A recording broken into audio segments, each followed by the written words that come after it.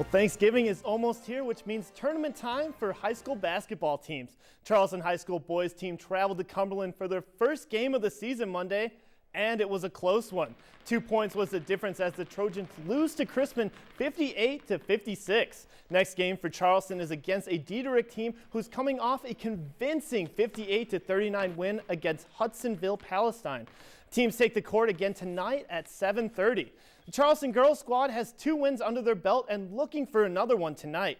The team is playing in the Robinson Thanksgiving tournament and so far have wins against Cumberland and Altamont High School.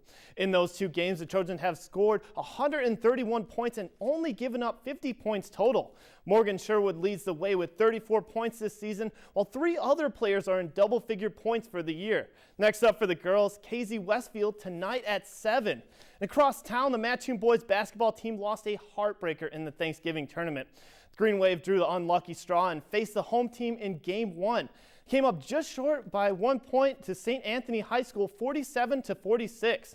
But Mattoon isn't out of it. They play again tomorrow at 6:30 against the Flaming Hearts of Effingham. Head coach Josh Forsyth knows it's going to be a tough opponent, but he's looking to senior forward Jack Rayboyne to have a big game. Basketball tournaments seem to be the theme tonight as the Eastern Illinois men's basketball team continues to play at the Emerald Coast Classic tournament tonight. After losing Game 1 to Cincinnati, the Panthers hope Game 2 is a different story. They have a tough task ahead of them facing the nation's 23rd ranked Creighton Blue Jays. Creighton is 4-0 on the year while Eastern sits at 1-3.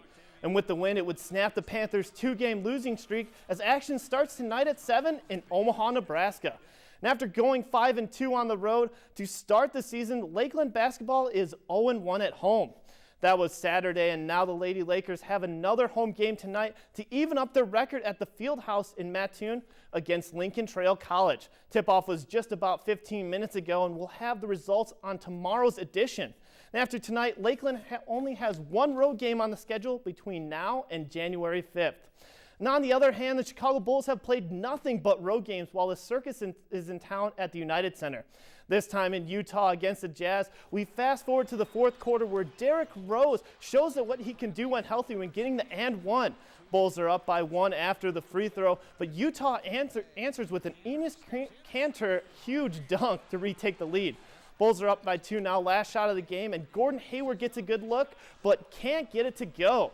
Chicago wins 95-97 and improves to 9-5. They return to action tonight against the Denver Nuggets while tip-off is at 8.